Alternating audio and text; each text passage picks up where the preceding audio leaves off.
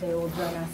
So welcome, and before I have the pleasure of introducing Ashok, I'd like to just say a few words about the week that this event is a part of, and invite you to a few other events that we have coming up. If I can steal it from you for a second. So this is our third annual Religion and Spirituality Week, which is very exciting. And this is a week that's sponsored by the Office of Religious and Spiritual Life, the Office of Quaker Affairs, and the Office of Multicultural Affairs. And I think I can say the guest center, although we've only talked about some events. So this year we have a full week of events. If you see these posters around campus, that's what it's for. Also, most of the events are all on the calendar. I'd like to just draw your attention to a few of the highlights so you could attend if you would like. Namely, tomorrow evening from 7 p.m. to 9 p.m., we're going to have an event on religion and money and the idea of Sabbath economics. We're going to be welcoming Will O'Brien, who's the founder of the Alternative Seminary in Philadelphia, and he is going to talk about this idea of Sabbath economics, which is the biblical application of the Sabbath to socioeconomics and our economic structures and systems today, and the big challenging questions that elicits, as well as the opportunities and sort of frame-bending implications of it. So it's going to be a really great time. It's 7 p.m. to 9 p.m. in the Multicultural Center, which is in Stokes, which is that way if you were to leave this building. And the other two events, just to draw your attention to, are a screening of Brother Outsider, The Life of Bayard Rustin, from 7 p.m. to 9 p.m. on Thursday. So same time and also same place in the Multicultural Center in Stokes. And I'm sure many of you are familiar with Bayard Rustin, but he is a very important figure in the civil rights movement, also controversial and often less talked about than other leaders, and was a gay African-American Quaker. And so this film is the definitive biographical account of his life, and we're going to be screening it with the Black Students League and the Office of Multicultural Affairs, and some students will be leading the discussion. So that'll be a good time. And then the last thing I just am picking out of the lineup is an interfaith gathering and sacred text study from 4:30 to 6 p.m. on Friday in the Haverford Humanities Center, also in Stokes. So this is actually the only event not in Stokes. If you want to find anything for the rest of the week, just go to Stokes. And we're going to be holding a lot of different things throughout the week. So I hope to see some of you there. But for now, I'd like to introduce Ashok. Let's see. So Ashok has been the professor of philosophy at Haverford for over the past 43 years. He completed his PhD in philosophy at Brandeis University, and his early work focused on logic, the science of thought, and ontology, the science of being. Throughout his career, he's been in quest of the primal integral logic at the heart of human reason, and in bringing to the fore the deep dynamics of communication and dialogue between diverse worldviews. In this quest over 4 decades to clarify and excavate the common ground across and between widely diverse worlds, cultures, ideologies, and disciplines, he has emerged as a pioneer of the new frontier of global reason, global ethics, and global wisdom. His courses range over philosophy of logic and language, global ontology, global ethics, Hindu, Buddhist, and Zen thought in global context, and global wisdom. Ashok has participated in widely diverse professional conferences around the globe and has published numerous essays and several books seeking to demonstrate that human reason is essentially global, holistic, integral, dialogic, and intercultural in scope and power. His book, Meditative Reason Toward Universal Grammar, attempts to open the way to global reason, and a companion volume, Between Worlds, The Emergence of Global Reason, explores the dialogical common ground between worlds and disciplines. A third volume, Meditations of Global First Philosophy, Quest for the Missing Grammar of Logos, builds on his earlier work seeking to clarify the fundamental logos, or universal grammar, underlying all cultures, religions, philosophies, and ideologies. His forthcoming book, The Awakening of the Global Mind, further develops these themes for the general reader, and Sounds True recently released a 6-CD audio set in which he performs the central insights of this awakening volume. Ashok has also published extensively on the deepening of liberal arts education and is now preparing a volume on the renovation of liberal arts education. Ashok has sought to bring his findings on the fundamental logos in human cultures, experience, and life to the wider academy and public in diverse ways.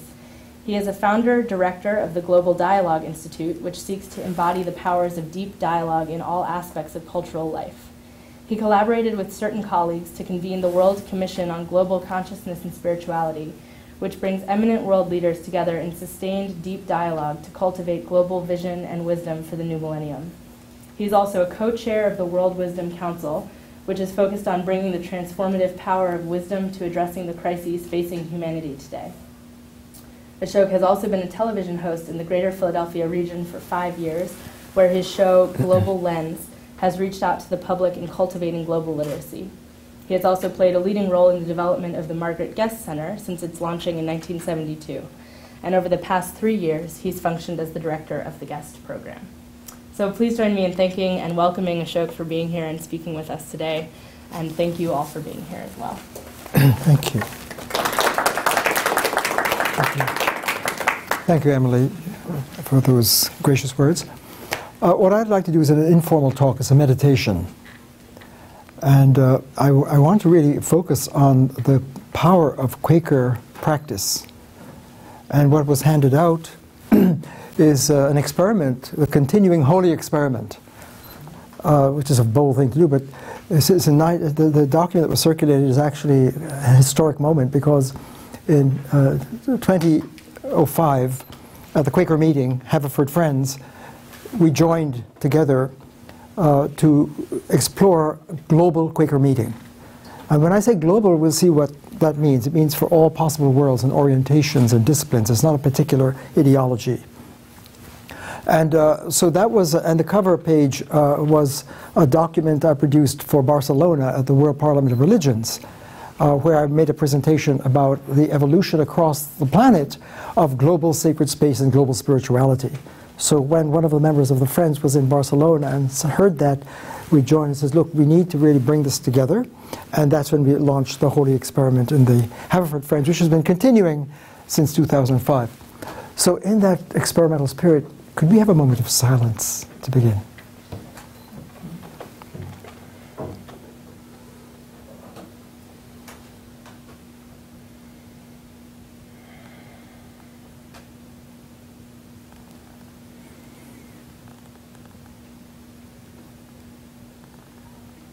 Thank you. One of the themes is the power of silence.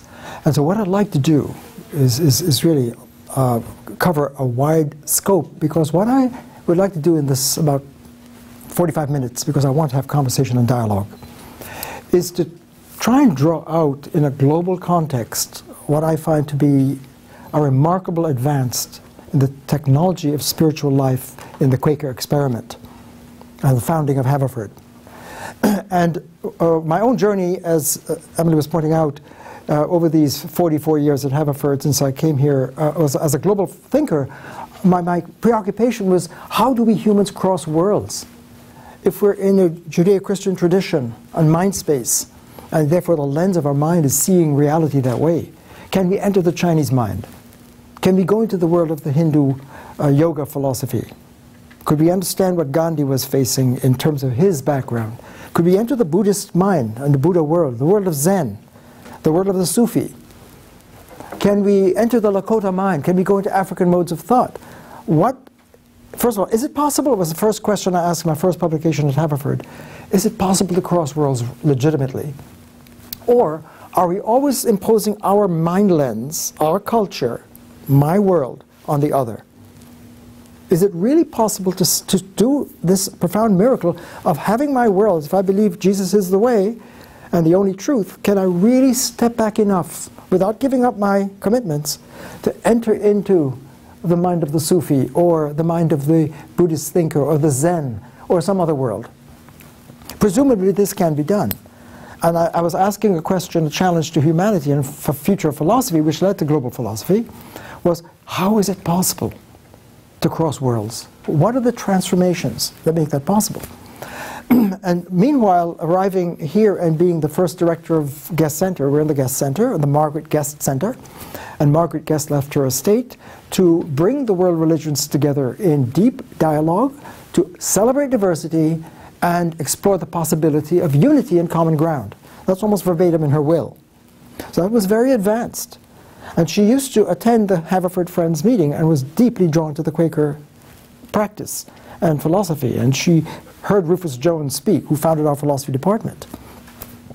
And Douglas Steere, who took the baton from Rufus Jones, so to speak, who did his book, Quaker Spirituality, and he gifted me this copy personally. We were working together in the founding of the Guest Center. He retired just before I arrived in 1968, and when I was developing asked by the college to develop the center, this new adventure to bring the world religions together in dialogue, to see if there can be dialogue.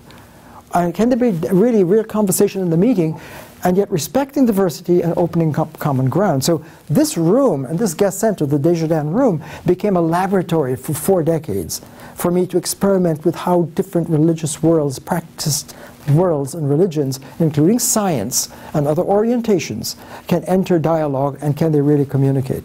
So this has been a laboratory for me. I'm just going to give you a quick sense of my journey. And so Douglas and I worked together closely, and I was drawn deeper and deeper into the Quaker philosophy and spiritual practice. So when I started to read this book and read Rufus Jones more deeply, I began to discover things in Rufus Jones and the Quaker tradition that spoke deeply to me and what I was doing.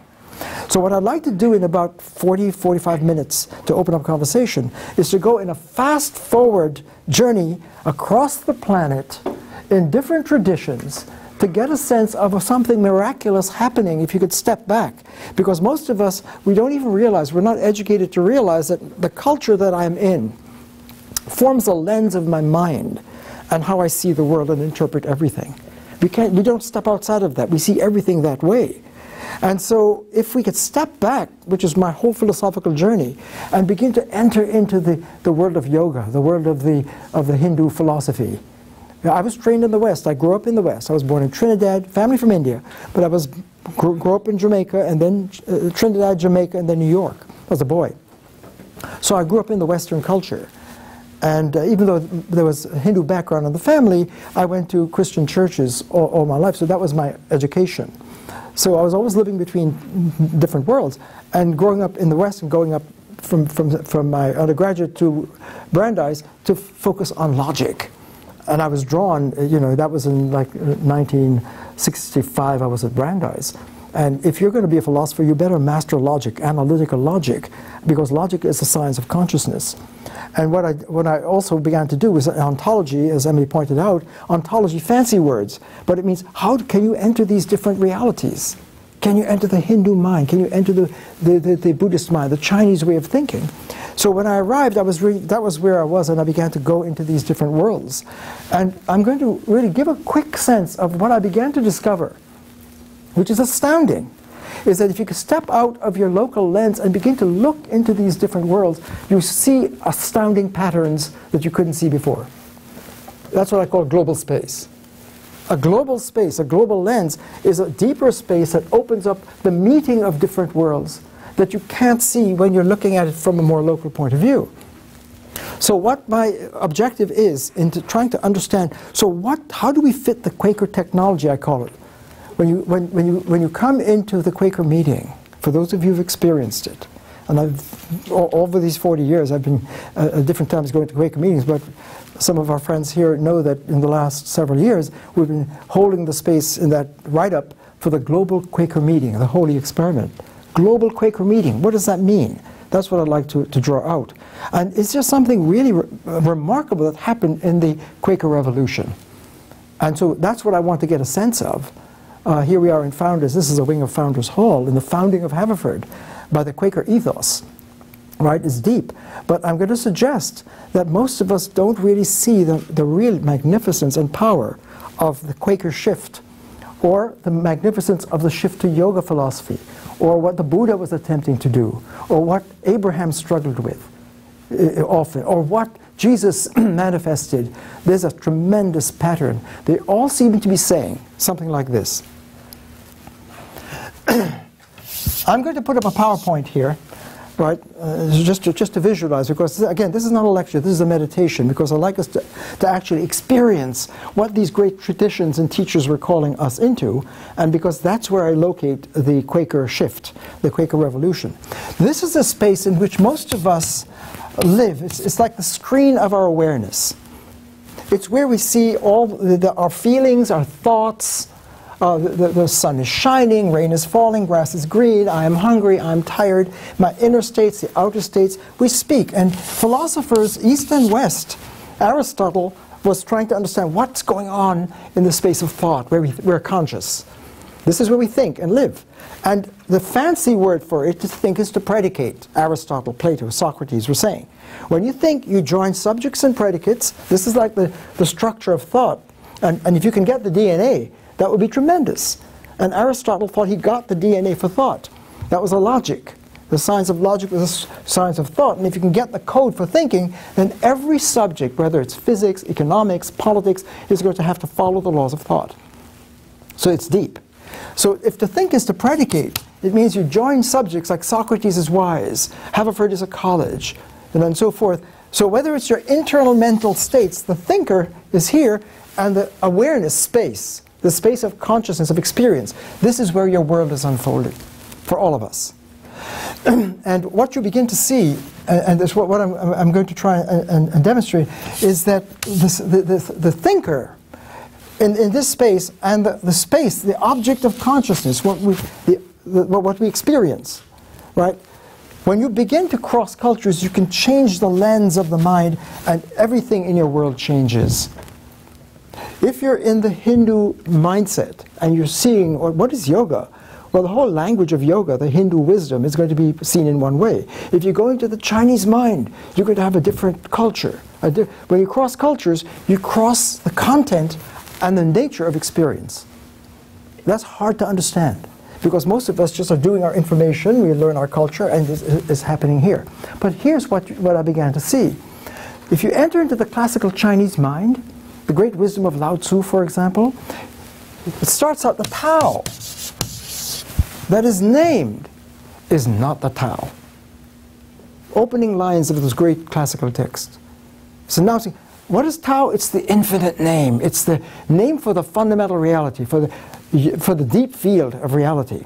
What we'll see if we start looking across the planet is that the great geniuses across the planet were all saying that to get to wisdom, to get to truth, you've got to realize there's a fundamental field. There's a primal field. And it's amazing. And if we don't understand that, we're not going to get to basic reality. So the Chinese mind of Lao Tzu, in the Tao Te Ching, that great text, opens his teaching by saying the Tao, the fundamental field, that is named in our ordinary ways, ain't the Tao. And then it goes on to try and open up, how do you get into the Tao? Because that's the Chi, that's all of Tai Chi, all of this is trying to understand the script of Tao. If you go into the Hindu reality, Om, the great seers of the Vedic tradition in the Hindu are using a different language than the Sanskrit. They're saying Om is the infinite force, it's the infinite name, it's a fundamental, everything comes out of Om. It encodes, it's the name of all names. So any language we're using is going to come out of downloading from the Om. So what's happening there, we'll see, is that Krishna, who speaks the Om language, is going to, in the Bhagavad Gita, is going to be speaking to Arjuna. If you read the Bhagavad Gita, it's an amazing journey, and you'll see how the Quaker breakthrough fits here. Arjuna, in the Bhagavad Gita, breaks down, he's a warrior, and he's in a war with his family, and he sees that he can't kill his own people. His conscience, his Quaker conscience breaks through. He sees, I can't kill my own people, even though my ethics as a warrior says, fight. His ethics cracks. And he realizes, if I kill my own family, my siblings, and my teachers on the other side of this, I can't live with myself. I'll die. But if I drop my weapon, I'm disgraced, I'm dishonored, and I'm gone. It's a kind of suicide. So he drops his weapon and says, Krishna, the voice of Om, help me, please. Krishna is his charioteer. So all of the Bhagavad Gita is a dialogue between the Om language, spoken by Krishna, to Arjuna. And what does Krishna say? Krishna says, Arjuna, your breakdown has to do with where you're living in this mental space. by objectifying. This is a space of duality. Everything is broken. Everything is split when you use this calculus.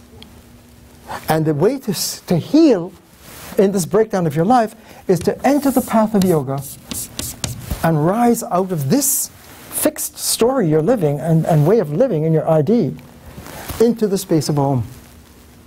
And that is where you go into the zone, into the yoga, and that's when you liberate your life. I'm just giving, those are two examples. If you go to Buddha, different story. Buddha he was raised, he was a Hindu prince, but he didn't feel the Hindu language helped him because Krishna was teaching when you wake up, you go into the Atman, the true self. That's like Mahatma, the Atman is awakened self in the zone where everything is connected. So if you can go into the Om field, everything is interconnected. I'm just going to pause a moment and go very fast forward to speed this up. If you go into the Judaic tradition, I'm going to go through several of these just very quickly. You know, God calls out to Abraham, Yahweh, love me with all you got, heart, body, and soul. Love me above all else. Just love me. Which is typically going to find what is fundamental is first. It's primal. It's infinite. And therefore, to honor being in that space, you need to honor what is infinite and place it first. But if you're going to live in this space, you're going to place yourself as number one. And your agenda is going to be number one. So there's going to be a call of this deep field.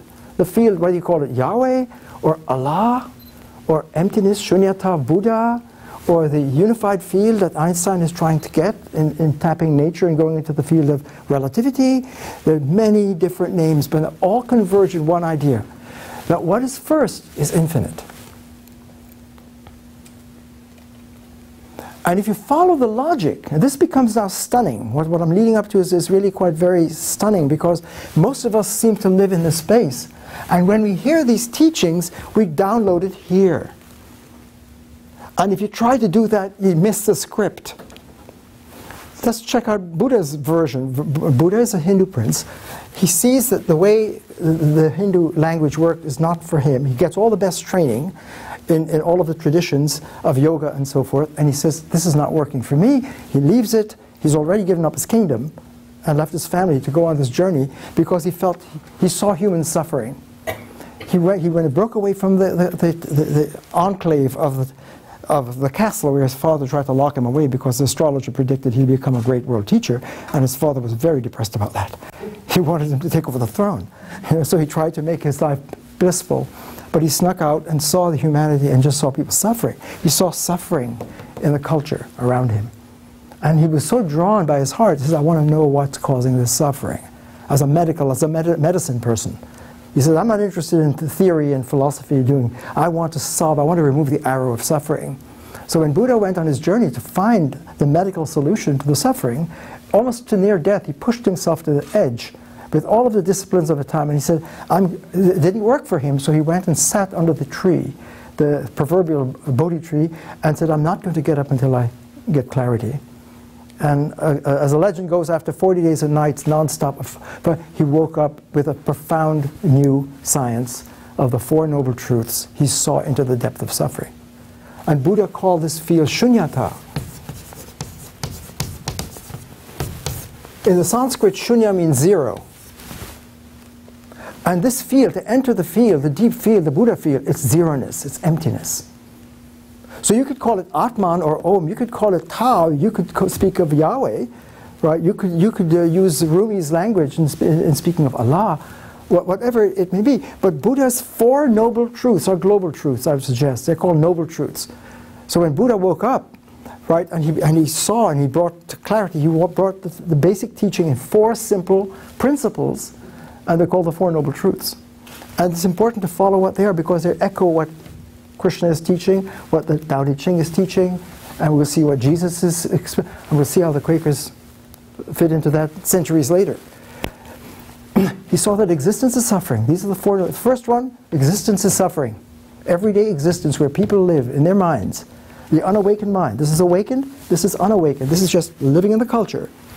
And it objectifies. It uses this calculus. This is a worldwide phenomenon. Right? And it works by the principle of identity. A is A. The structure of this space Very simple. And how can you argue with it? A is A. That's the law of identity. A thing is what it is. So when you say A, I am, you've made yourself an entity. And you process yourself here. I am American, I'm a male, I'm a teacher. You're a bundle of predicates. That's your ID. And all of these teachers are saying, if you do that to yourself, if you objectify yourself and process yourself here, there's going to be a very damaging, dysfunctional life. It's not going to, you're going to suffer. Because you're going to be cut off. I'm going to draw a line here. This calculus cuts you off from the fundamental field. And if you get cut off from the life source and the source of meaning and truth and rational light, you're going to be in some kind of cave or cut off or alienation or fragmentation. Because what you begin to see, so that's the second noble truth. Existence is suffering. Here's the cause. Third, the second truth. It's caused by practicing what, in fact, a vice, a mental vice of being obsessed with the object and of your ID, holding on to your identity, your story, right? And who could fault you because you're a being? That's who you are.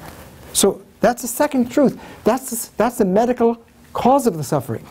The third axiom is we have a choice. We don't have to practice this level of literacy. It's an early stage. It's not mature. And you have a choice. And the fourth noble truth is you can practice rehabilitation and put your mind into the Buddha field, where everything is interconnected. This keeps rising. Everything in the infinite field. You call it emptiness. What does it mean? It's fullness. It's overflow. It's infinite interconnectivity. It's advanced science. It's relativity. Everything is interrelational. Nothing can be isolated and cut off. So this calculus at this stage of development puts things in labels, identity, and it doesn't understand the consequences of it. Because when you do yourself an A, when you say I am A, it cuts into what is not A. It displaces it. To purchase A, to purchase I, is to cut this line, the not I. The I displaces the not I. When you do that, you're breaking the field into the dual split. In contrast, if you could go into this space, right, and this is what led me over decades in this room as a researcher, saying, when I began to see the pattern unfolding, when I looked at, and then I went back and looked at what Jesus was doing in the Gospels, what he was saying is, this is a place of sin. It's severance. It's cut off from the divine space. And so when you speak this language, if you're going to speak the Christ script, when you cross into this script, into scripture, into divine script, into the deep script, everything is connected. And you can't separate yourself off. So you can't objectify yourself. So what does that mean? You are the script. You're one with the script. You're flowing in the script. And so he started to speak in very weird ways. So he got in trouble. And he says, I am the way, the truth, and the life, for example. And now you think of this is the Quakers take as a point of departure, you know, the Christ teaching, and after it evolves, you know, from the Catholics to the Protestant into the Quaker Reformation, imagine what's going on to enter into the silence of Quaker space when you leave all the ideologies behind. I mean, this is huge what I'm leading up to, because Jesus in the Christ space was saying that this is not where the script is. This is not when he says, I am the way, I am the truth, I am the life, the logos in the flesh. The Greek word is logos. Socrates, Plato, Aristotle, the Greek. What is the beginning? What is the fundamental field? What is the name? In the Greek, the logos. What is the logos? The infinite force that lights up reason, speech, language, thought. And everything comes out of the logos. So when John writes his gospel, he takes the Greek and he from the Hebraic into the Hellenistic and says, in the beginning is the logos. And the logos was God. And the logos entered the world. That's the way the logos became flesh. So he's using the logos word. So I'm not even going into the Greek right now, Heraclitus and Parmenides and all these geniuses, and Plato saying the journey of philosophy is getting out of the cave and going into the rational light. Philosophy is love of Sophia, wisdom.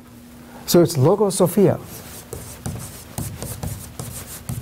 It's almost like one fundamental, where if you to enter the logos, and all of the logic words and all of the science words comes from logos, because when you give the logos, like psychology, ontology, when you add the logos word, it becomes a science, right? Because it captures the deepest structure of the rational light. That's what science is about.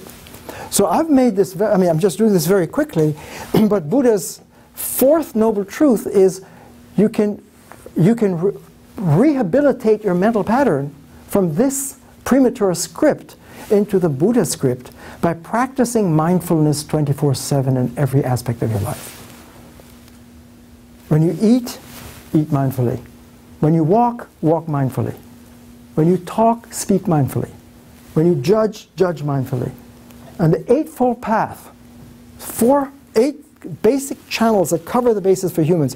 If you practice it mindfully, 24/7, your mind will be rehabilitated. So Buddha's fourth noble truth as a medical to end the suffering and remove the arrow, right, was to practice mindfulness in every way. And your mind will be rehabilitated in what? In the flow of interconnectivity. So what you keep hearing all the way through is if you enter this field, whether you call it Om or Tao or Shunyata or Christ, Logos, Yahweh, Allah, you know, they're all different languages and different names.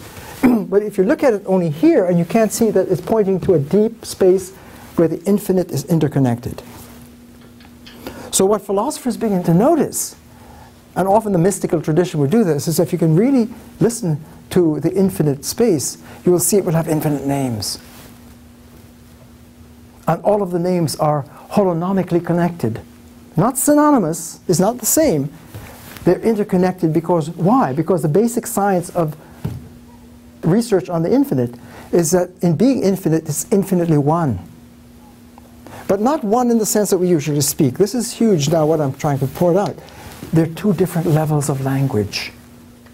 And all of these different language forms for the infinite are converging on certain fundamental findings that you can't see if you remain only on a local level, looking at only, if we look at the Quakers here and say, oh, what is the Quaker position? What is its teaching? Or let's look at the yoga philosophy. Or let's look at the Buddhist philosophy. Let's look at Zen. Right? Let's just try to understand Abraham and Moses and the dialogue between Moses and God at the burning bush when God said, I am that I am. Right? What's going on there? If you remain here, you can't see the pattern. But if you could step back, and that's been the whole journey of philosophy, and this is no exaggeration, it's, you know, this is what I mean about astounding. If you say, wow, what's the call of the Logos? Let's use a Greek for a moment. The call of the Logos is so powerful that it's been moving cultural evolution at every step. Every step of human evolution, every breakthrough in culture has been a move from this level of adolescent development, of objectifying and naming and using the law of identity, A is A. And I don't have time right now to show why this simple law is going to lead to either or. The law of identity, A is either A or not A. Listen, not. Or not A. In other words, the law of identity is excluded. A or, this is or, not A. These are the same law. The law of identity, A displaces not A. So by Aing, you're not Aing. So it displaces the other. So it's either A or not A is a fundamental law. It's called the law of excluded middle. And culture lives by the either or law. Another side of this is not both A and not A. This is another version of the same law. It can't be the case that both A and, this is and, this is or, not A. It's impossible to be both A and not A. Either A or not A. A is A.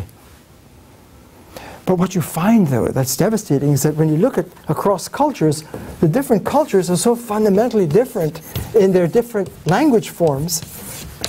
You keep going on and on and on. You can go into, whether you go into the Hindu language or the Buddhist language, or you can go into dualism or monism or pluralism, or you can go into materialism, or, you know, so for example, one language form, take the biblical, in the beginning is spirit. Let there be light. And you can say, I'm a believer in this language. I speak the language of the Bible. I really believe in the Bible. In the beginning is spirit. But you're a physicist. The Big Bang happened. Matter is the origin of the universe. It all comes out of matter. Oh, I believe in that. But I'm also an American, and I believe in the civic American space, ecumenical, where you keep your religion out of your political life. So even though I'm a believer and it says, live every moment in a spiritual way, you're in the political space, it seems to be saying, keep your religion out of the politics. I said, no, what's up with that?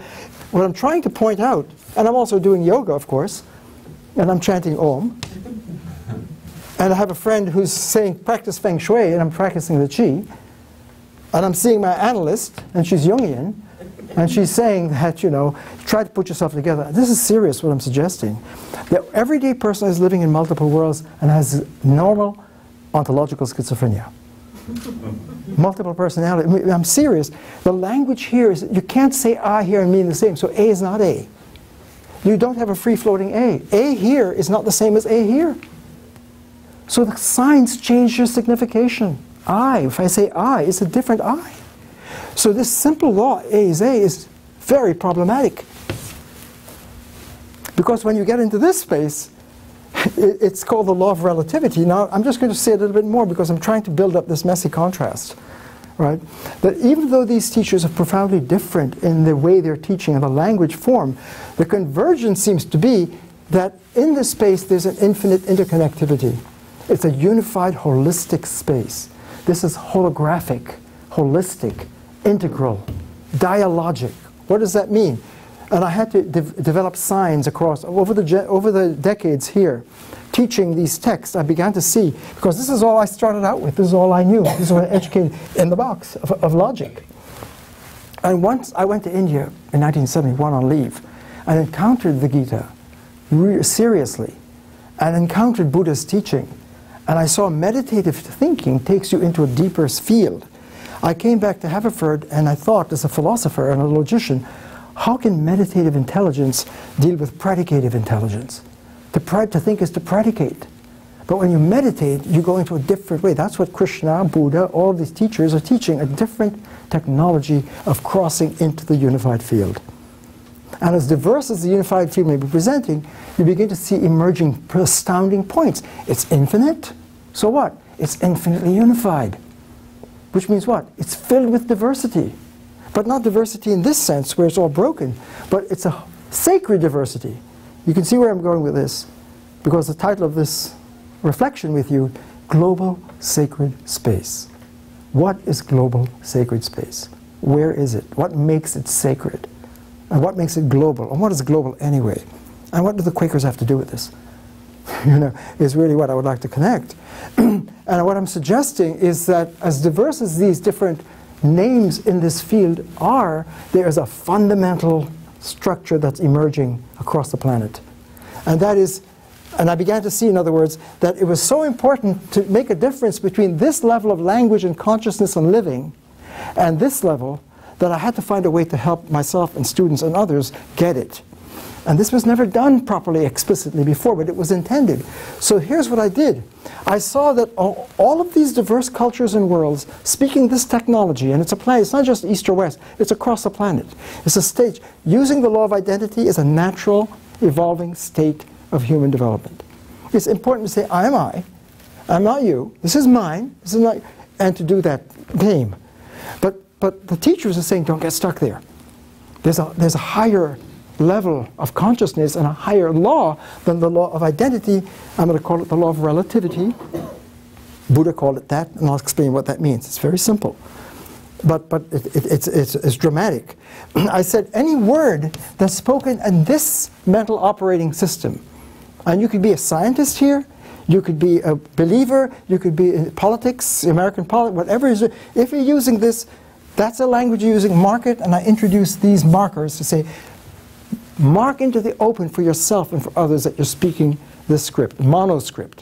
It's monoscript means one name, one meaning, linear, one lens, one world. That's the world that's true. That's mono thinking, monistic thinking. Is monological. And the ego-based consciousness is part of that. It's a symptom of using the monoscript, monological, in contrast to the dialogical. That's the point I'm trying to bring out. So when you can listen to Krishna in the Gita speaking the Om script, or you read the Tao, or you understand the Buddha teaching, or you listen to the biblical tradition, Abraham and Moses and Jesus, and you look and listen to Mohamed and Allah, and you see the development through the Sufi, they're all attempting to tap this deeper script and say, this is where we belong. And I introduced double parentheses to mark any word. When you cross from here into this field, I use double parentheses to say, this is the integral script. And what I'm going to try and demonstrate very quickly to open up conversation is that speaking language at this level, any word that you could speak in the ego-based monoscript, or you go into the dialogical script, the holistic script, right? It's a different level of language. It's a different lens of the mind. It's a different level of living. And that's what the teachers were calling out. And what you begin to see is that if you could leave this space that's split and go into this space where the I is encountering the other, that's the interconnectivity. Everything is interconnected. So when you dare to go into this space, you have to open up and drop this restrictive lens and open up yourself to the other, not as an object, but as a presence. And our moral teachers are saying, never treat yourself or others as an object. Don't objectify yourself. Moral consciousness, this is huge. Moral consciousness is treating another as a person, to be a mensch, to be a human. This is the Quaker things coming out. You've got to open yourself up to the other where the other is not an object for you, where you violate the other with your lens on her or him. It's a presence. This is the I-thou. And this is the I-it. That's Buber got this in his Ich and Du. That there's two ways to be a human and to live. The I-it, and he didn't say, oh, that's a mind-operating process. And the I-thou, where you meet the other in a deep dialogue as a sacred being. And what I'm trying to suggest is that this space that I'm opening out is marking a deeper space that is a global sacred space. And our great teachers and geniuses across the ages, were all saying, this is where you be. This is a human. This is a person. This is an object. If you use this, you objectify yourself, you reify yourself, you reduce yourself, you cut yourself off from a deeper self.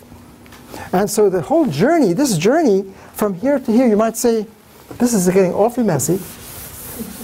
But the journey, I'm suggesting, that this field, being the infinite force, is calling at every moment, in every moment of evolution, it's operative. And this picture is distorting that. And students would say, when we're studying the yoga text, so yoga is a journey from the ego-based thinking, which is broken and dualistic, to the integral space in Om, which is non-dualistic and holistic. That's when you're in the yoga zone, so to speak, and flowing in harmony. That's what Gandhi was touching. When the Atma awakens, that's the truth force that Gandhi was bringing into the politics, for example. So that's the Gandhi space in that case. And we'll see that in terms of the Christ was articulate in this script. He was speaking the I-thou script. And you have to speak in a strange way. He says, I and the Father are one. I and the field are one. We are connected. That's the interconnectivity point. You have to say that. So what Krishna, when brings Arjuna up, Arjuna sees he's one with the field. He's one with Brahman. It's a law of interconnectivity. It doesn't mean you're identical with it. That's the confusion. When you say I and the field are one, it doesn't mean I equals God. It's not using this level of literacy. It's using a deeper calculus. And that's been missed. So that to go into the space, the I-thou space, this is sacred space. Whatever it is that you're encountering. So when Jesus was teaching us to wake up to Christ consciousness, he would say things to his disciples who were here. He said, when I was in prison, you visited me. And when I was hungry, you fed me. Speaking this language, because the Christ and the other are one. In their separateness, they're one. And they ask, when did we do that? When you tended to the least of mine, you tended to me. Why? Because you and the other are bound deeply in the infinite space. Even your enemies, your other, are part of you in some profound way, ontologically in the deeper script. And therefore you to tend to yourself is to tend to the other, becomes the global moral law. Jesus got it, Buddha got it. What's that? Compassion. What is the law? The Buddha's dharma, ethics, the global ethics. For Buddha, is that when you realize your interconnectivity and you experience it, which you can't from here, you begin to understand the deep interconnectivity of the entire field scientifically. You're one with the ecology. It's not just humans, you have to, all creatures, all beings tend to one another. That's a Buddha's ethics. What's the yoga? The yoga is that as well. The yoga is when you're in the field. That's what the Bhagavad Gita is, a manual of ethics. And Krishna, this voice, is teaching Arjuna how to find his dharma, his ethics, by waking up and maturing into the Om sphere, not the ego sphere. So this point that I'm making is that the journey from this to this is the unfolding of evolution.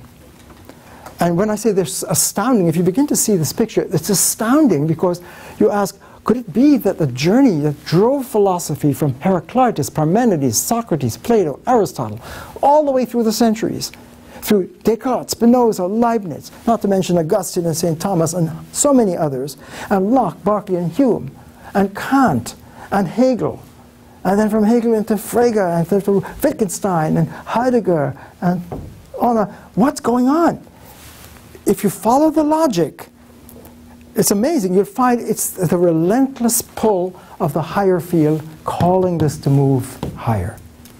And it's identifiable. When Descartes did it, what happened? If you follow Descartes' meditation, this is like an example, right? That Descartes was finally breaking through, but we pulled him right back. Because he couldn't, because this is all we knew. What Descartes saw as this brilliant mathematical philosophical genius, he saw, Descartes, let's put D here, that I could doubt all of my beliefs. I hope you get it. Your beliefs are predications. Your beliefs are pieces of information. And those pieces of information are separate. And if those are the mental items in your mind, they're all broken up. And Descartes saw that when he's waking, he could be dreaming. And if he's dreaming, it's not veridical, it's not science. So you can't trust it. And he wasn't sure how to distinguish between waking and dream. And then he even saw, so he put those aside, and he saw I could question all my everyday common sense. And then he says, how about mathematics? 2 + 2 = 4. So thank God, even in my dream that's true. But then he says, wait a minute. What if there's a demon deceiving me to make it look as if it's true and foul my judgment because the ego judge is judging something outside himself. And you can therefore be mistaken. And you can misjudge it. What if there's a demon controlling my mind to make me think it's true when it's not? And he really was just stymied at that point. He said, no, everything's gone. All my beliefs. I've got to step back from my story. About my mind, about my body, all of that could be questioned. That was a radical moment when he saw the experiment of doubt. I can doubt everything in the object box. And then he went into free fall. And guess what happened? He said, I am. He had the breakthrough. Second meditation. I am. I exist. Now this is important. He was not speaking this language. And it was clear he wasn't. He says, I can't go back there because if the demon is an external demon, what if it's an internal demon and I'm self-deceiving, as Freud would say? What if I have a subconscious mind that's controlling me and my judgment and making me hallucinate and think it's true, right? So I could be the deceiver myself. So Descartes is not far off. But when he said, I am, he broke the barrier and realizes, now I'm in certitude. I can't be wrong. Why? Because the I am is holistic and integral and it's not about something else. Here, when you use any sign, if you say I, it's a pronoun referring to something, which is what a pronoun does. This language, and this is a very important point, this language is dualistic in the sense that I am the thinker using language of signs to describe the world. There's a difference between subjective consciousness, the space of language, the rational thought, and the world. So if I say chalk is white, I say chalk is white, it's true if and only if chalk is white, the facts. So language pictures and represents. It represents the truth is a correspondence between the thought, the thinker thinking a thought, that picture is the world, and if it all squares up together, you got truth. But if Jesus says, I am the truth, what does it mean? You're not a proposition, you're not a predication. How can you be the truth? It's nonsense. Give me a break, Jesus, you'd want to say. But that's the point I'm making, is when you cross into this language, it's not representational, it's presentational language. It's a different kind of language. And the teachers who all spoke this knew that. It's presentational. What does that mean? It's not representing something else, it's performing itself forth. It's living the script. It's holistic scripting. And that's the pathway to moral consciousness, to rational life, to scientific breakthrough. When Einstein is tapping the space-time continuum in relativity theory, and energy and mass could convert, moving Newton into the next level, he was beginning to get the edge of the space. Why? Because if you could cross into this space, this is awfully messy. Think of what any point in that field would be, just for a moment, in this meditation. That sacred space I'm talking about. When Blake saw it, there's infinity in a grain of sand, and eternity in an hour. Come on, Blake, where did you get that information from? He was tapping the field, and the literacy of the field. When Jesus said, if you had faith the size of a mustard seed, you can move mountains. Why? The science, again, is every point in the field touches every other point, and therefore we humans, now we're getting into the Quaker version of this, there's that of God in every person. We're not objects. When Isaac Sharpless is saying at this graduation commencement address, we have not sought to bind your conscience. Let no ambition, let no ideology, let no particular agenda control your mind, because your conscience we have not sought to bind. What is that about? Well, Quaker space, if it's following, imagine now if Jesus is speaking the script, but the first stages of the development of Christianity, well, the Catholic Church, the disciples, and the Catholic Church develops and says it's through the church that you go to God. The Protestant Reformation comes and says, no, we don't go through the Pope. We're going to have our own ministry. And then the Quakers come and they get beat up and say, no, you know what? It's not through the church that you reach God. It's right here inside of us. And so how do we organize our community? Well, if there's that of God in every person, we better open up a Quaker meeting. Which means what? Check your ego at the door, enter the space, strip down the walls. It's not about any creed. Drop your creeds. This is all creeds, beliefs, systems, content. It's not about content. It's about being in sacred meeting. So Quaker meeting, if you think about it, this is how I've seen it, is that when you come into Quaker meeting, however, any Quaker meeting, you come in and you just open yourself into silence. As we began, silence is here. Deep silence. It's sacred. Why? What makes something sacred? When it's in the logosphere. I use the word logos for that. When it's in this space, it's sacred. When it's in this space, it's objectified. Objectified space. So here in this room, if we're in Guest 101, and I've raised this for my students when we check in and do Buddhist thought or Zen thought, and says, when you check in, are you in this room or are you here? Which room are you in? And now let me explain that, please, because I'm going to erase all of this. Because my students would say, because they saw that if I could be in the zone, because the athletes began to see that, wow, when I'm on the soccer field and we're clicking in as a team and we're one, we're in the zone, aren't we? Or the runner who says, I am the running, when she's in the zone and she is the running. That's the performative. That's non-dual scripting. She's not reporting some external predication. She does not say, I am running. It's a predicate belongs to her. It's much more powerful. Running am I am the running. I and running are one. She is one in that moment. That's peak performance. And athletes know that when you're in the zone, you are in peak performance, and you can get into that. So students would say when they're studying the text in this room, Professor Gangadine, I've had moments like that. I've been in the zone. But I don't know for my life, how do I get there? How do I get there? It seems so far away. And here's the paradox. The more I want it, the more I want enlightenment. I want that yoga. I want that Quaker meeting. The more I want it, the more it recedes, because the ego pushes it away. You can't ego your way into sacred space. So the students asked, and then I began to see, I was so slow in the draw, I realized a decade later, so now we're in the 80s, I said, you know what, this picture is wrong. I said, this looks like a dualistic for me to get over there. And so let me redo this, please. This is messy anyway, it's not very elegant. So let's start over clean, let's clean the slates. And then I began to see this.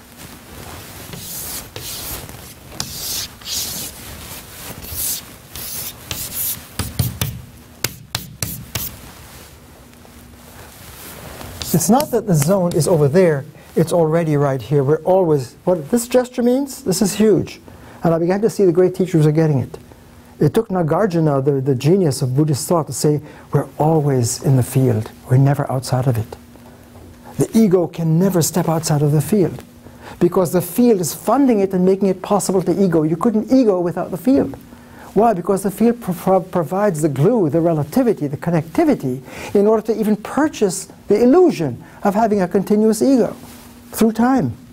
Every time I say I, David Hume's shadow, he says, no, every time I say I, it's a different I.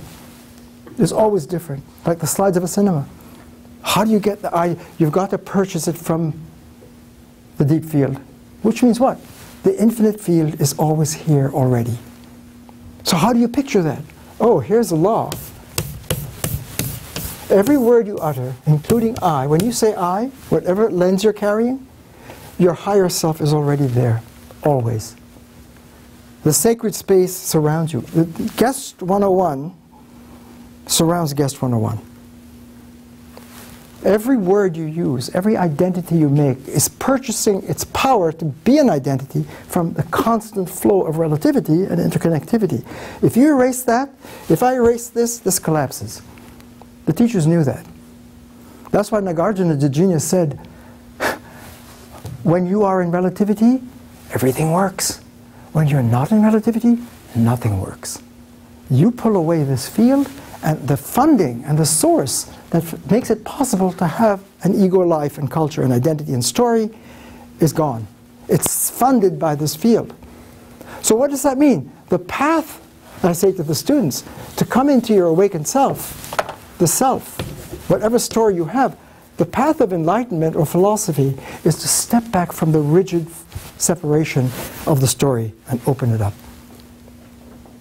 So when Descartes did that and said, I am, and if you read Descartes, it's amazing, his meditations, he's completely missed. So I'm really a rebel in the field of philosophy to say we missed Descartes. I'm not the only one, by the way. Why? Because when he said I am, he saw that the demon can't touch him here. He is his very utterance. But then immediately he saw that, wait a minute, I may cease to be. If I stop, if I am, so he discovered this law. Thinking is being. My being is my thinking. And that's just the tip of the iceberg, because if you get into the script, all of the categories are interconnected in that PowerPoint. Every point is such a PowerPoint that all of the points are meeting in that point. Space, time, color, figure, texture, motion, everything, mind, body. So if you want to get mind-body medicine, it's there. One word, mind-body. Oh, what else? Mind-word, they touch. Mind and being are touching. And it's not an identity like this. It's a coinciding. Descartes discovered that. And what he discovered is, well, wait a minute, if I stop thinking, as long as I say it, I'm certain I am, but if I stop thinking, I'll cease to be. And this is OMG. He had an OMG moment. He said, wait a minute, there must be something holding me. And he said, well, could it be that there's an other with me? And he says, wait a minute, maybe I'm projecting again. Could it be? And he did his third meditation is genius. From the I am, the first axiom, he went to thou art. What's that? That's the field. Infinite being is. That's his proof. How did he get it? He realized that he couldn't even begin to think without that surrounding support system. That's what funding him. He got it. It wasn't the proof in the box.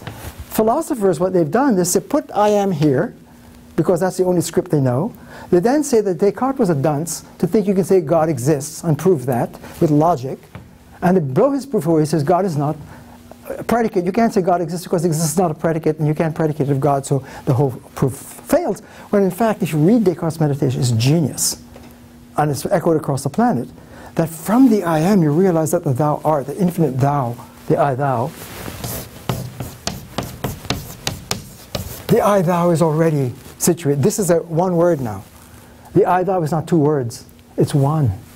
That was his breakthrough in the third meditation. The thou, the infinite other, is already holding him, surrounding him. And that's the rational light. And that's the European Enlightenment starting, that's found in America, that the rational light, truth comes from being in the light. And where does the light come from? From being in clarity in the presence of the infinite other. So reason, and that's where he says, this is where culture begins. If I can follow through this relentlessly, now it's not the I am that's the most certain, it's the thou, the infinite thou. Now we've got it. Let's see what I can do. And what happens in the rest of the meditation is amazing. He discovered, and this is the irony of history, is by putting Descartes in the box and blowing it, we then beat him up and said, he saddled Europe with the mind-body dualism. When the opposite is true. If you listen to his meditations, he was puzzled. How can my mind and my body be one? Because he proved, the third proof was, bodies exist. Nature exists. The world exists outside of me. And he stayed in this space to find it. He didn't come down here to say bodies exist. And so he said, so I must be united with my body. This is huge. From consciousness you can touch nature and matter. It was a mind-body non-duality that he saddled Europe with. But we just put him in the box, beat him up, and tucked him away. And then Husserl comes along a couple 100 years later and say, wait a minute. And his first book was called Cartesian Meditations. When Descartes stepped out of the box, he opened up a whole new lens for Europe. He dropped his prejudices, and he could just watch in a transcendental presence. And he opened up phenomenology for Europe. And then Sartre and Husserl, his students, had a revolution. And if you followed Heidegger, in his early work, he wrote Sein und Zeit. He was still in the box. He had a breakdown, philosophically. And then he comes back in his mature work and says weird things like this. Language is a house of being. We are language. We are science. At the height of his career in his mature writings, right? Jacques Derrida is saying that we're always in the script. We're never outside of the script. The deepest level is writing. Writing is the deepest level. They're all beginning to get it. And Heidegger's latest book is called On the Way to Language. In other words, the point I was making, that if you begin to follow the history of evolution, you'll see excuse me, the double bracket is a most powerful force pulling at every moment in culture and calling us to our higher maturation. If you say, well, look at American history, what happened? Well, we hold these truths to be self-evident, one nation under God, indivisible, all of that kind of stuff, but we had slaves and women couldn't vote, and so, okay, revolution, right? Free the slaves, women can vote, right? And how about gays? They have right? And what's going on? It's moving relentlessly from an in-the-box culture to a more integral sacred space. Who are the Quakers? What are they doing? I'm going to conclude and just open up a conversation. I'm suggesting, this is radical what I'm suggesting, but it's so obvious, that the breakthrough to spiritual awakening is not content, it's not ideology, it's not a predication, it's not a proposition, it's not renderable in this script. And the Quakers got that when they said, no ideology, no creed, this is not about that. What are we holding? The Christ is right here. We don't need a minister to minister. We're the ministers we're looking for. It's not the church, it's not the Pope. God is right here. If that's true, let's sit in the square, face each other, and allow the voice to come through. And as you know, the Quakers, there's a nickname, they shake and quake sometimes when they speak, because they're trying to allow the voice to come through them. But what's going on? The name of the Quakers, as you know, is the Society of the Friends of Truth. That's the name of the group. Society of the Friends of Truth. So founding Haverford College, I'll leave you with this question. Where is Founders? Is it an objectified building? Or is Founders a sacred space? Where the Quakers are saying, we've got to find a way to educate and be together in the honor code, which is the moral code, of treating each other with respect, because it's I, thou.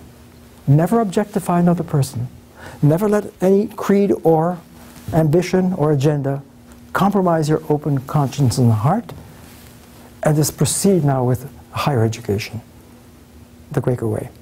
I'm suggesting that Quaker technology fits into the global pattern, and that the levels of moving, if you see the evolution from Jesus right to George Fox, William Penn, Pennington, Rufus Jones, Douglas Steere, and Haverford.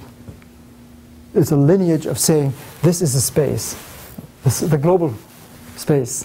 Why is it global? Because that's where our worlds meet. It originates from this deep space. So if you look at the Judaic script, or the Christian script, or the Muslim script, or the Hindu script, or the Chinese, Confucian script, on and on, African ways of thought, they're all tapping the logosphere. So sacred space is entering into the logosphere.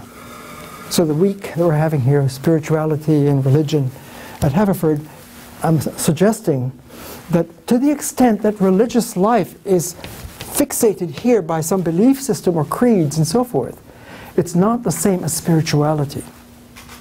Spirituality in this respect is being in this integral sacred space. Can you be a scientist? Absolutely. In fact, that's what scientific method is. There's scientific method here. Well, what would science be like? Well, the essence of scientific method is the experimental self-correction by encountering the evidence, the other, nature, the phenomena, and revising your story in light of that and not having a fixated lens. You go to Einstein from Newton, and now it's pushing to the next frontier.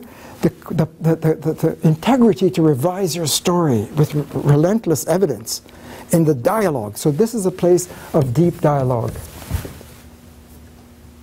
So the technology, there's so much more I can say. I mean, so I'm leaving you with this thought, please, that the Quaker technology is not that it's like one here, and let's leave it behind and move on with Haverford. It's that it was attempting to civilize the double bracket space, the sacred space, where there's that of God in every person, and to have a political structure to sustain that type of human relations. And so every word, this is a final thought, every word that we use in our life, think, what would it mean? And we could do this in conversation. I could live in ego time. What would it be like to live in awakened time? What would be now? What would now be like? The books are written on this, The Power of Now by Eckhart Tolle. All of Hindu wisdom is be here now. 3 words sums it all up. They don't mean here. Right? They mean enter the sacred space where everything is interconnected. And that means your entire vocabulary from English to English. And the question is, it's not how many languages I know, but can I speak English? Because every word can be dilated into its logos power. And we could talk about that. So I'll stop here, and I welcome your conversation and dialogue. Thank you. I've been going all day, since this morning. 2 classes today. My metaphor and meaning in the morning, and 11:30 to 1, and then Hindu thought from 2:30 to 4, and now this lovely moment. I have a question. Sure. The one thing, and I've never actually even taken a philosophy class, so I feel like I just went on a run or something. But what I kept thinking about while you were talking is, where is human nature in this, and where is, or is there any tension in what we're being called to with an I-thou framework, and what we see as so often the case in the world, where that doesn't seem to be the natural or organic way that people live or behave. Great question. You follow? I mean, so human nature, and this is a huge issue, and often you hear, and from the point of view of this language, when people say, you're only human. Look, I'm only human. I mean, we make mistakes, but this human, the question is, are we human? And our great teachers, Gandhi would say, welcome to being a human, right? So human nature is just going to have an ego-based nature. There's a stage of our development where we can be so egoized that the violence, the divorces, the breakdown, the objectifying of women, all of the Holocaust and genocide, and on and on. Where does that come from? Our great teachers are saying it traces back to the calculus you're using. This is a huge point. That the cultural pathologies of violence and breakdown and conflicts and is traceable to the fragmenting objectification of one another. And the war of worlds, the 9/11s, all these worlds, Islam in the West, right, is a collision of worlds. And Huntington said that's what's going to take us down in the 21st century, the war of worlds, worldviews. Why at war? There's no dialogue. And so for American democracy, you think of it, when Martin Luther King said, I've been to the mountaintop and I've seen the other side. I may not get there with you, but there's coming a time when the black man, white man, Gentile, we're going to be together. He was seeing into the Gandhi, I mean, he was influenced by Gandhi. What does that mean? There are two Americas, the America, single bracket America, where the civil space is fragmented with multiplicity, and we're trying to find a way to have we the people. Or could it be that the American Revolution is about to happen? It's a very strange thing to say. The American Revolution is not keeping the old cultural lens from the old country, right? It's you see what I mean? So I return the question, what is our human nature? Are we born, died in the world egos? Are we ego sapiens? Because homo sapien, sapien means wisdom. We're supposed to be the species of wisdom, Homo sapien. Sapien comes from Sophia, wisdom. So are we ego sapiens? Well, it doesn't look very wise. Or are we logo sapiens? So it's an evolutionary point. By waking up in the culture, right, our human nature is blossoming. It's like going from the ego pillar to the Buddha fly. To play on that, right? What's the nature of the caterpillar? Well, to blossom into its nature as a Buddha, as a butter. So the ego stage of development is embryonic, a cocoon, and by opening up, and that's what the Quakers are trying to do, you can blossom as a sacred being. See what I mean? And that's where our nature comes out. Thanks you for that question. I'm glad you didn't do philosophy. It would have stopped that question from coming. I was wondering what you might think about the occupied, because they resist ideology and they seem like to want to be open. Yeah. Having a focus. Do you have any thoughts? I certainly do. I get asked that all the time. No, it's good to bring it up because there are two ways to occupy, right? You can be preoccupied. I'm sorry, what's... You can be preoccupied. So when I say to students, when you come into this room to do Hindu thought or yoga philosophy, I'd like you to occupy guest 101. Or what do you mean? If the research is saying you need to learn to occupy yourself, can we occupy Earth? So there are two kinds of occupancy.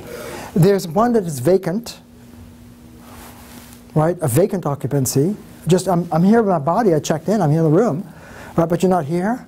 Or when they say be here now, or you could occupy. So you might say that okay, occupy Wall Street. This is a very important point. What's going on the planet? Is it the Wall Street? Is it the bankers?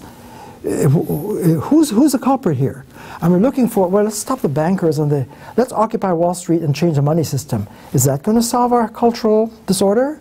No. Where do we look? Look to yourself. Look at the man in the mirror. Right? Because if you're egoing, you're the problem. That's a diagnosis. I can't be egoing and just blame those others over there and keep on being preoccupied, unoccupied, you see, or having gone AWOL. Does that help?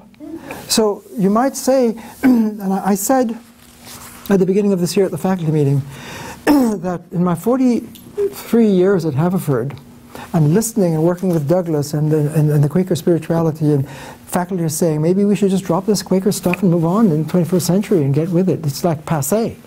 And my feeling is, wow, that's amazing, because I don't think we even began to tap the power of the Quaker wisdom yet, the technology of being together in silence in faculty meeting. Right? And I said, we seem to be lost in founders. I said at the meeting, trying to play a little bit. Because founders, this hall, the heart of the Quaker ethos. If the Quaker ethos is to understand the sacred space of being together and higher education, then have we really found founders? Perhaps we should occupy founders. Do you follow what I'm saying? Sure. Yeah, I hope I'm not being a bad boy. Thank you for that question. Okay? Yeah, I was was also interested in like this, thinking about Quakers and continuing revelation, and this idea of not having a fixed lens or not having our consciences bound. Right. But I mean, I like the idea of it not being fixed, but I guess I'm partly resisting this idea that the only way to get into this global sacred space is to step back, as opposed to going deeper in. So I'm thinking about like stepping back and looking at things from a larger perspective, but then I think you can also get to that same place by doing like close readings of things, of really going in much deeper. I think to me what seems important is not having a fixed lens, of knowing that you can either zoom out or you can zoom in, but you don't get stuck in one way of things. That's a great point, and I agree with you. And I hope that became clear when I did this. I was doing something pretty dramatic, because I was saying that, and the way it was put, to just make it fully out, nirvana is right here now. You don't have to go over there, right? So when you say go in, right, it's not a matter of leave, to drop the you see, so if I could really go into that grain of sand consciousness of Blake, then I would be arriving in the same place that I am.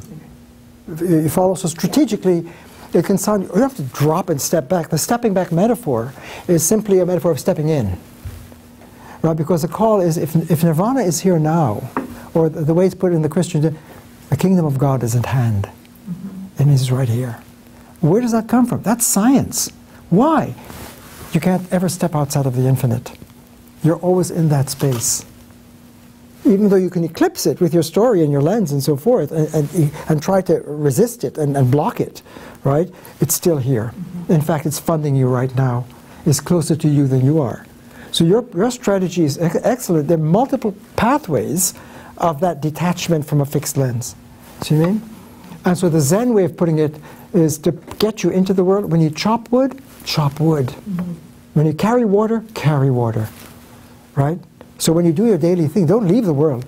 Show up for it. When you're on the soccer field, do soccer. When you're studenting, be a student. So you're absolutely right.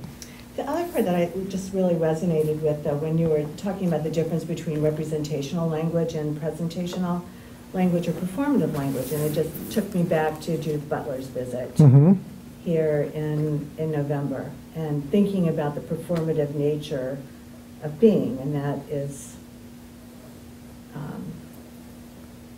that it's not an identity, it's the performance of it. Good. That's huge. It's important. So if the so-called integral script is performance, you've got to perform it. It's like a score, and you've got to perform it, right? And even your mama can't say, I am for you. This is important. You know, if you say, well, Descartes, if your mom, you're sending your child out in the world, says, honey, I'm going to say, I am for you, right? So, because I know you're going to need it along the way, and you can't, mama can't do that for you. Each person has to find her own access code into that performance. Yeah, so that's a huge point to understand the difference. And since the academy, here's a question for all of us. Since the academy, the prize of the academy is literacy, articulate, competent literacy. And our great geniuses across the planet have been saying, this is literacy, rise to the literacy. This is pre-literacy. To what extent, my question is, are we still conducting our academic life across the academy within this kind of script? When I came back from India and entered this room and said to my colleagues, I'm going to start teaching the Bhagavad Gita, Hindu thought, and Buddhist thought. And I tried for the first year. All I knew was the box. And I got sick by it because I said, wait a minute, the whole text is saying you can't stay in the box. You can't present the teaching or text in the box. So I had to ask myself in 1972-73, how do I renovate liberal arts to allow the students to really have the lab experience of testing out this text authentically? You know, to have, how do I get education out of the box? Right? You see, so, and to me, my question for Haverford and for the Academy, all my life, my whole career, has been, are we still in the box? What are we saying to our great wisdom across the planet that diagnose that as being dysfunctional in some profound sense? And if we're facing crises of survival and sustainability on the planet, could it be that we need to grow up and enter into a higher literacy? And where do you look for that? The Academy. is the place of the bastion of literacy. And so I wonder, why are we not seeing Descartes' example? How are we reading? I have a fundamentalist brother, a Christian, and he just believes in the Christ. He saw Jesus on the mountain in Phoenix. And before I went to India, he came to me and said, Ashok, don't go to India. It's going to corrupt you. Jesus spoke to me. You will be saved. Kneel and pray right now and accept Jesus as your Savior and cancel your trip. And I just sat and looked in his eyes, and I saw he loved me and he really meant well for me. And just my whole life, it was like it felt like an hour, but it was like probably 30 seconds. We looked at each other, and I said, I'm going to India. Not out of rejection, but out of the feeling that there are many different revelations of the script, is where I felt at that point. And I went to India, and when I came back, I went to Hindu thought and Buddhist thought, and decades passed. I went to my brother and said, it's not Jesus or no Jesus. It's which Jesus? Which scripture are we going to read? Let's read the literal scripture. And he's a minister in Phoenix, and he's reading the literal scripture. And I'm saying, no, which scripture? You want the global Christ? You want the Christ for all humanity? Let's read that Christ. It's a global Christ. Let's read the global script. And he called me to his church, and he thought they would devour me. And I spoke about Logos and the Christ. And I read the scriptures, and I presented it. And they came up to me and said, I want to know that Jesus. I'm giving you an example. That's the literacy that we're speaking of. And I'm asking, where is that literacy? Yes? Well, I just wanted to bring up, just on that thought, it seems that all the spiritual traditions around the world get caught up in those details, you know, the kind of incense that you have to use, and you have to go to this person, and you have to have flowers on the altar, and we all seem to get caught up, at least at a certain stage in our emotional development, in the details of the religion, what you can eat, what you can't eat. And why does that happen when the global truths are so profound and so interconnected? Why do so many of us get caught up in those little details that separate us? Good question. But like they can't handle the big picture, so they... Why is it that no more evident? To me, when I say there's astounding disclosures, if you could step back or step forth and see the pattern. You can't see the pattern if you remain in the box, but if you step back, and it's glaring to me. And you saying, if it's so profound, but do people see it? What astounds me is no one seems to be getting this. You see what I mean? Why? Because we're dominated by the script of our literacy. And that's exactly, and that's really the script that we know. It's understandable, right? We're hyper-literate. We, Bryn Mawr Haverford students and faculty, and the whole country. We measure the literacy, and that literacy is where we have our culture. And that culture is eclipsing this higher culture. And the Quaker revolution was to have the strength, although many of them were bashed and imprisoned, to come to Pennsylvania, for example, Pennswoods, and try to open up that sacred space. And the question is, in the founding Haverford College, are we really true to our founding ethos? Question mark. See what I mean? So what I find that's astounding is that despite the genius of the planet, the weight of the single bracket, when Descartes stepped out, put him right in there, right? Whoever steps out, put it into the content. So that is a diagnosis. It's got us captive. The power of the script and the lens that we use, right, is our life. And we see everything from that point of view. And we don't realize it's blocking our access to what you're saying is so, when you see it, you see. So my role as a teacher everywhere around the planet as I speak, working with the leaders, is there amongst the leaders, the World Wisdom Council, the global, you've got Jane Goodall and, and many of the leaders, they don't understand this. When I point out global consciousness, the Commission on Global Consciousness I helped to put together. And when I sit, and they're all saying we have to become a global planet and go into a global age, but they don't have the global literacy. And so when I pointed that, I'm in an embarrassing position of having to say or suggest that we're still not getting the literacy. Global consciousness is a dimensional shift into the holistic script. It's not in the box.